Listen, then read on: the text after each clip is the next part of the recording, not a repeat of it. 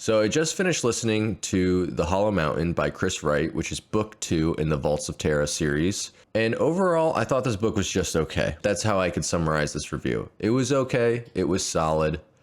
I was interested throughout, but at no point did I feel like, damn, this book is getting really good. There were a couple moments where I thought, oh, that was a really great scene, or a really great moment with a specific character where I got to learn a little bit more about them. I would definitely say there are redeeming parts of the book for sure. But in the Carrion Throne, for instance, when I got to the end of the book, I was enthralled. Since I'm listening to the Audible version of these, when I finished the Carrion Throne, I think I did the last 2 hours or something in one sitting because it was just so good and I wanted to stay with the story until it finished. But I didn't really have that same experience with the Hollow Mountain. So let's quickly go over the plot, which picks up right after the Carrion Throne. Erasmus, Cowl, and Luce Spinoza are trying to figure out who brought this Dark Eldar Haemonculi. I'm not entirely sure how to pronounce that, but I'm going to say Haemonculi. Who brought this Dark Eldar Haemonculi to Terra? For some reason, this group of people who brought this Dark Eldar creature to Terra thought that it could help save the Emperor's throne from failing. I guess there's a thought that the Emperor's throne is going to fail in the next 100 years. This group of people seems to think that the Xenos are going to be able to help them from letting that happen. Seems like a bad idea to me, but who's to say? Crowl definitely thinks this is a terrible idea, and he's trying to figure out who did it. Now, the first third of the book is Crowl and Spinoza essentially just splitting up and following different leads that they have, trying to get more information about this group of people. And there were some cool moments there. Spinoza goes with Higane, I believe, and they go to the 𝑨𝒏𝒏𝒆𝒍 command center and infiltrate there and try to look through records and figure out maybe there's some sort of paper trail that was left by the perpetrators. Spinoza and Higane aren't able to find anything useful at this 𝑨𝒏𝒏𝒆𝒍 command center. What is important about this part of the book is that you start to see these rebellious crowds on Terra. And in particular, Spinoza and Higane end up helping the 𝑨𝒏𝒏𝒆𝒍 with this sort of like crowd control scenario that has to happen in the streets. People are basically just going nuts, but what you find out later is it's all because of the Great Rift, or the Wound as it's known in the books.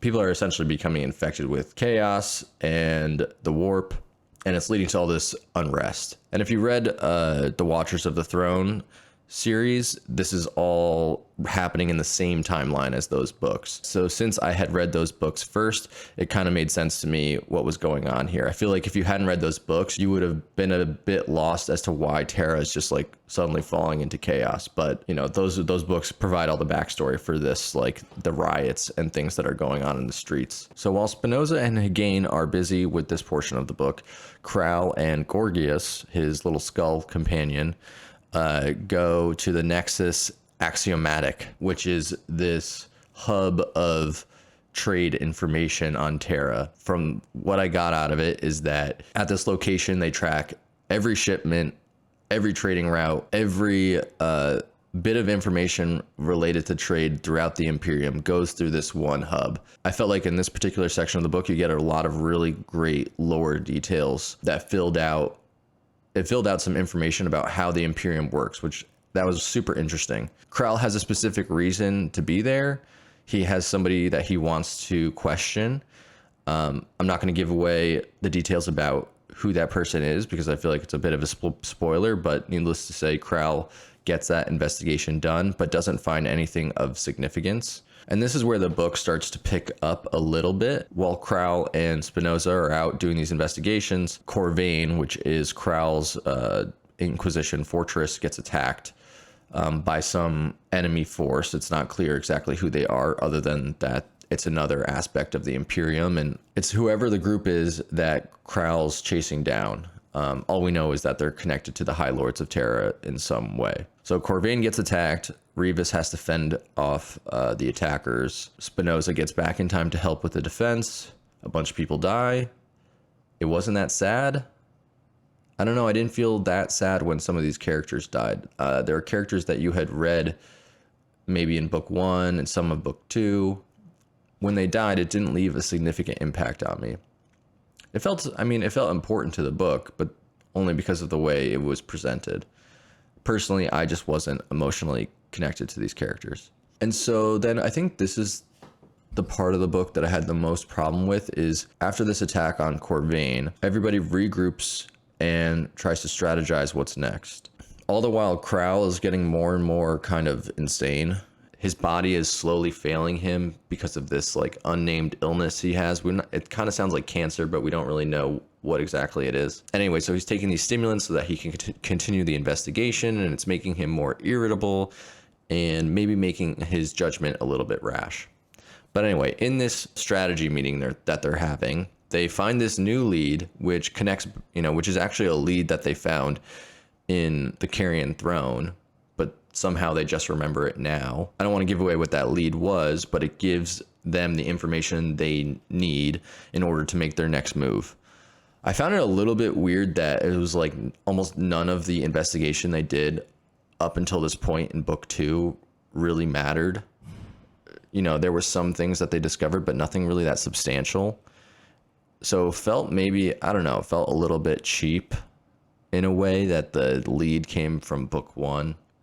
It just felt like maybe a little bit of a cop-out, like, oh, I don't know how to figure out this particular section of the plot, so, let me just use this quick little thing from the book 1 to solve this scenario. That's kind of what it felt like. With that, I don't want to give away any spoilers about the finale of the book, but we get some Space Marines, we get some Psychers, some epic battles, some more chaos-influenced characters that everybody has to fight through and slaughter, and there's plenty of good action at the end that makes it pretty fun to read. There's one thing I will note.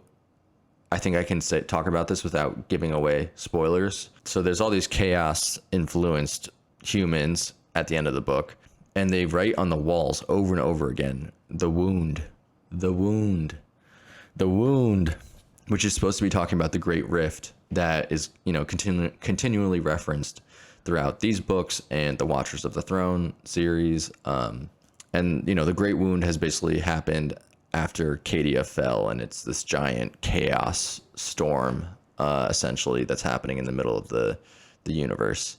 I don't know for what it was about it, but like the fact that they're writing over and over again, the wound, they could have come up with some other synonyms for the wound. The cut, the burn. It would have been nice to just let's vary it up a little bit. Like, it's chaos. There's supposed to be variation, and there just was none of it in that one particular thing. So I don't know, not a huge gripe, but just it was one of the things that made me feel like there just wasn't as much detail or effort put into this book as the first book. Overall, this book was okay. I'm definitely going to read book 3. I might, instead of listening to book 3, I might actually read it to see if that makes a difference. I'm not sure if the audible version of the book is what made me feel less excited about this installment of the series, but I don't think that's the case, because I read a couple other reviews just to see what people were feeling about it, and it seems like that's the general consensus is that book 1 was great. A lot of people were hyped about book 1, but book 2 just was a little bit of a step down in quality.